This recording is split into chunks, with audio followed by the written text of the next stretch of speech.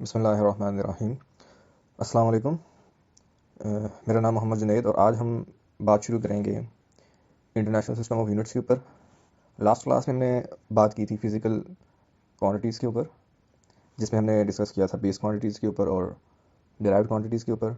अभी हम further discussion शुरू करेंगे इंटरनेशनल सिस्टम ऑफ यूनिट्स के ऊपर कि इन सिस्टम ऑफ यूनिट्स को क्यों डेवलप किया गया और इनका क्या मकसद था। तो अगर हम बात करें इंटरनेशनल सिस्टम ऑफ यूनिट्स की, तो 11th जनरल कॉन्फ्रेंस जो कि की गई थी वेट एंड मेजर के ऊपर, और भी कॉन्फ्रेंस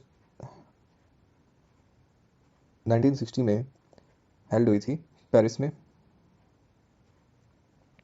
और इस कॉन्फ्रेंस में डिस्कशन की गई थी एक ऐसे सिस्टम ऑफ यूनिट्स को लाने में जो कि वर्ल्ड वाइड एक्सेप्ट किया जाए, और ना सिर्फ उसको एक्सेप्ट किया जाए बल्कि उसको लॉन्ग टर्म यूज़ भी किया जाए, ताकि ओवरऑल इंटरनेशनली एक ऐसे सेट ऑफ यूनिट्स को यूज़ किया जाए जिसको दुनिया के किसी भी रीजन में यूज़ करने में कोई कन्फ्यूजन ना पेश आए या कोई प्रॉब्लम ना पेश आए। तो इन सिस्टम ऑफ यूनिट्स को इंटरनेशनल सिस्टम ऑफ यूनिट्स का नाम दिया गया, जिसकी शॉर्ट फॉर्म यूज़ की जाती है SI।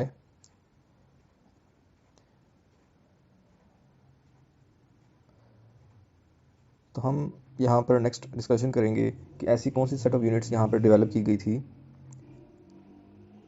और किन सेट ऑफ यूनिट्स को हमने डेवलप किया था कि वो यूज़ की जाएं एज अ बेस यूनिट्स, और कैसे इन बेस यूनिट्स को यूज़ किया जाता है for developing the derived units. तो बेस यूनिट्स के ऊपर अगर हम डिस्कशन शुरू करें, तो फर्स्टली हम देख लेते हैं बेस यूनिट्स की डेफिनेशन के ऊपर। तो बेस यूनिट्स को अगर डिफ़ाइन किया जाए, तो बेस यूनिट्स हैं ऐसी यूनिट्स जो कि डिपेंड करती है बेस क्वांटिटीज़ के ऊपर, और हर बेस क्वांटिटी की अपनी एक यूनिट होती है और वो किसी और यूनिट पर डिपेंड नहीं करती है।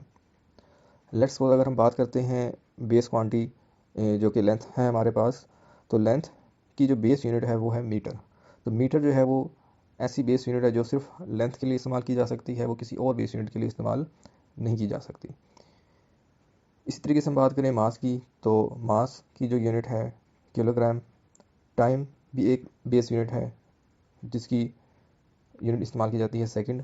इलेक्ट्रिक करंट भी एक बेसिक बेस क्वांटिटी है जिसकी यूनिट एम्पेयर है। और इसी तरीके से इंटेंसिटी ऑफ लाइट की बेस यूनिट है कैंडेला। टेम्परेचर की बेस यूनिट है केल्विन, और अमाउंट ऑफ सब्सटेंस की जो बेस यूनिट है वो है मोल।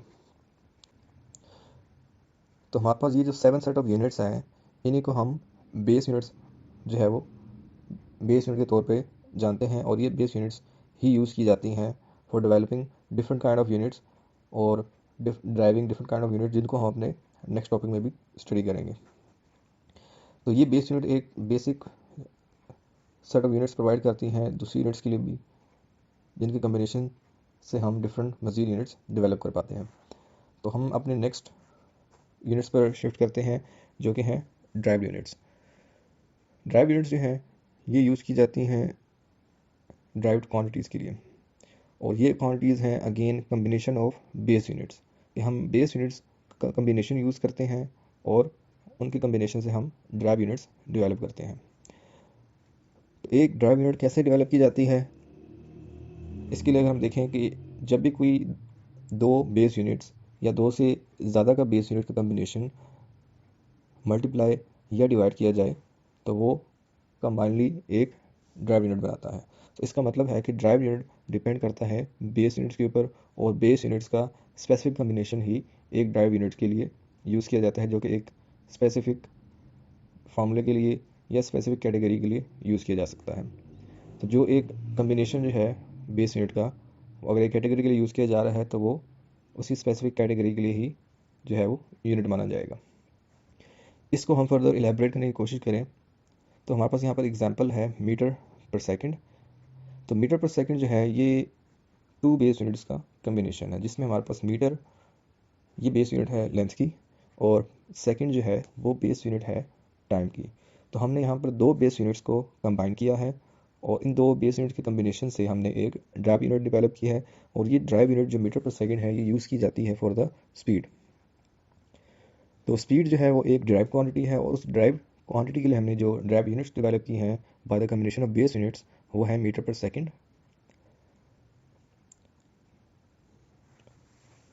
तो हम ड्राइव यूनिट्स की डिफरेंट फर्दर मोर एग्जांपल्स को यहाँ पर देखेंगे और उनको समझने की कोशिश करेंगे कि कैसे जो बेस यूनिट्स हैं उनका combination different types of drive units को डेवलप करता है और कैसे बेस यूनिट्स के मल्टीप्लिकेशन और डिवीजन से हमारे पास different types of drive units develop होती हैं। तो अगर हम इस टेबल में देखें, हमारे पास फर्स्ट जो क्वांटिटी आ रही है ड्राइव क्वांटिटी, वो हमारे पास है स्पीड, जिसके लिए सिंबल यूज़ किया जाता है v। और अगर हम इसके ड्राइव यूनिट्स की ऊपर बात करें, स्पीड की ड्राइव यूनिट जो है हमारे पास मीटर पर सेकंड है, जो कि अभी लास्ट एग्जांपल भी हमने डिस्कस की। तो हम देख सकते हैं कि जो स्पीड है उसमें दो बेस यूनिट्स का इस्तेमाल किया गया, मीटर और सेकंड का। और मीटर और सेकंड को हमने डिवाइड किया है और डिवाइड करने के बाद हमारे पास जो कम्बिनेशन आया है उसको हम रीड करते हैं मीटर पर सेकंड, जो कि ड्राइव यूनिट बनती है स्पीड की। नेक्स्ट अगर हम ड्राइव क्वांटिटी देखें, जो कि हमारे पास यूज़ हो रही है एक्सेलरेशन, इसका सिंबल है ए। इसकी जो ड्राइव यूनिट हमारे पास बनती है वो है मीटर पर सेकंड स्क्वायर। अब ये जो ड्राइव यूनिट है ये डिफरेंट है स्पीड की यूनिट से, और इसमें ये डिफरेंस आ रहा है कि इसमें जो टाइम की यूनिट है वो ट्वाइस यूज़ हो रही है। अगर हम स्पीड में देखें कि जो हमारे पास यूनिट यूज़ हो रही है ड्राइव यूनिट फॉर स्पीड, वो है हमारे पास मीटर पर सेकंड, कि वहाँ पे टाइम जो है वो पर सेकंड आ रहा है, मगर जो एक्सेलरेशन है उसमें जो टाइम का फैक्टर है वो पर सेकंड स्क्वायर के फॉर्म में आ रहा है। इसका मतलब है कि दोनों ड्राइव यूनिट में कम्बिनेशन ऑफ बेस यूनिट्स जो है वो डिफरेंट है, जिसकी वजह से जो दोनों की ड्राइव यूनिट्स हैं वो भी डिफरेंट आ रही हैं। तो स्पीड के लिए मीटर पर सेकंड ड्राइव यूनिट यूज़ की जाएगी और एक्सेलरेशन के लिए मीटर पर सेकंड स्क्वायर जो है वो as a drive unit use की जाएगी। नेक्स्ट अगर हम बात कर लें वॉल्यूम, जो कि अगेन एक ड्राइव क्वांटिटी है, इसके लिए जो ड्राइव यूनिट हमारे पास मौजूद है वो है मीटर क्यूब। और इसमें जो बेस यूनिट का जो कम्बिनेशन यूज़ हो रहा है उसमें हम यूज़ कर रहे हैं लेंथ की बेस यूनिट, और लेंथ की जो बेस यूनिट को हम 3 टाइम मल्टीप्लाई करें तो हमारे पास ड्राइव यूनिट आ जाती है वॉल्यूम की। फोर्स की जो ड्राइव यूनिट है वो हमारे पास बाय बेस यूनिट्स वो बनती है किलोग्राम मीटर और पर सेकंड स्क्वायर।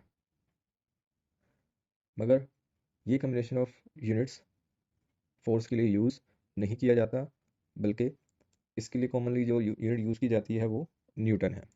न्यूटन जो यूनिट है वो बेसिकली न्यूटन जो कि एक साइंटिस्ट हैं उनके नेम पर डेवलप की गई।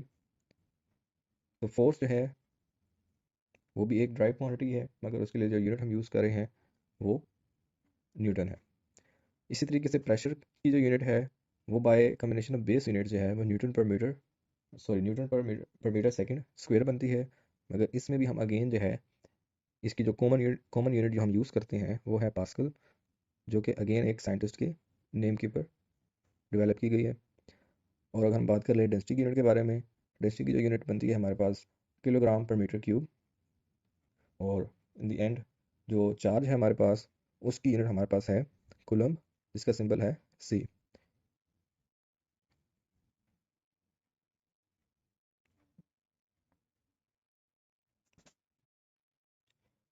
अगर हम बात करें कि हम कैसे दो क्वांटिटीज़ को डिफ्रेंशिएट कर सकते हैं कि इधर वो बेस क्वांटिटीज़ हैं या ड्राइव क्वांटिटीज़ हैं, तो हम यहाँ पर जस्ट दो कैरेक्टरिस्टिक के ऊपर डिस्कशन करेंगे कि कैसे हम बेस क्वांटिटीज़ को और ड्राइव क्वांटिटीज़ को डिफ्रेंशिएट कर सकते हैं। अगर हम बात करें बेस क्वांटिटीज़ के बारे में, तो बेस क्वांटिटीज़ ऐसी क्वांटिटीज़ हैं जिनके यूज़ से हम डिफरेंट क्वांटिटीज़ को एक्सप्रेस कर सकते हैं, और ये ऐसी क्वांटिटीज़ हैं जो किसी और पर डिपेंड नहीं करती। तो इस लिहाज से हम इनको इंडिपेंडेंट क्वांटिटीज़ भी कह सकते हैं। जबकि दूसरे एंड पे अगर हम ड्राइव क्वांटिटीज़ के बारे में देखें, तो ड्राइव क्वांटिटीज़ जो हैं वो ऐसी क्वांटिटीज़ होती हैं जो कि यूज़ करती हैं बेस क्वांटिटीज़ को, और ये क्वांटिटीज़ जो हैं बेस यूनिट के टर्म्स में ही एक्सप्रेस की जा सकती हैं कि अगर हम बेस यूनिट का कम्बिनेशन यूज़ करेंगे तो उस कम्बिनेशन से ही ड्राइव क्वांटिटीज़ को ही एक्सप्रेस किया जा सकता है। तो अगर हम बेस क्वांटिटी को फाइंड करना चाहें तो बेस क्वांटिटीज़ जब भी हमें नज़र आएंगी तो as a single base quantity नज़र आएंगी। मतलब कि अगर एक लेंथ है तो लेंथ के लिए बेस यूनिट जो यूज़ होती है वो मीटर है। तो अगर सिर्फ मीटर हमें मौजूद नज़र आएगा तो इसका मतलब है कि ये एक बेस यूनिट है। और अगर बेस यूनिट एक कम्बिनेशन के तौर पर नज़र आए कि जिसमें अगर लेंथ की जो बेस यूनिट है वो मल्टीप्लाई हो रही है या डिवाइड हो रही है किसी और बेस यूनिट के साथ भी, या सेम बेस यूनिट के साथ भी मल्टीप्लाई हो रही है, तो इसका मतलब है कि ये एक कम्बिनेशन बन रहा है एक ड्राइव क्वांटिटी के लिए। तो बेस क्वांटिटीज में हमें एज पर टेबल जो हमने देखा कि टोटल ऑफ 7 बेस यूनिट्स हैं जिनको बेस क्वांटिटीज माना जाता है, और यही 7 बेस क्वांटिटीज ही यूज़ की जाती हैं for making different types of drive quantities. यहाँ पर हम देखेंगे कि कौन सी क्वांटिटीज़ जो हैं वो बेस हैं और कौन सी क्वांटिटीज़ जो हैं वो ड्राइव क्वांटिटीज़ बना रही हैं। तो फर्स्टली अगर हम देखें स्पीड जो है वो इक्वल होती है डिस्टेंस और टाइम के। अगर डिस्टेंस को डिवाइड किया जाए टाइम के साथ तब हमारे पास किसी भी ऑब्जेक्ट की जो है वो स्पीड आएगी। तो इसका मतलब है कि स्पीड जो है वो डिपेंड कर रही है डिस्टेंस के ऊपर और टाइम के ऊपर, और बाय फार्मूला जो है यहाँ पर लेंथ की जो बेस यूनिट है हमारे पास वो मीटर है, और ये डिवाइड हो रही है टाइम के साथ, और टाइम की जो बेस यूनिट है वो हमारे पास सेकंड है। तो इसमें हम देख सकते हैं कि 2 बेस यूनिट्स हैं, मीटर जो है वो लेंथ की यूनिट है और टाइम की यूनिट है सेकंड। तो ये कम्बिनेशन है, तो कम्बिनेशन होने की वजह से इसको हम कैटेगराइज करेंगे ड्राइव क्वांटिटी में। अगर हम एरिया की बात कर लें तो एरिया बाय फार्मूला जो है वो इक्वल होता है लेंथ मल्टीप्लाई बाय विड्थ।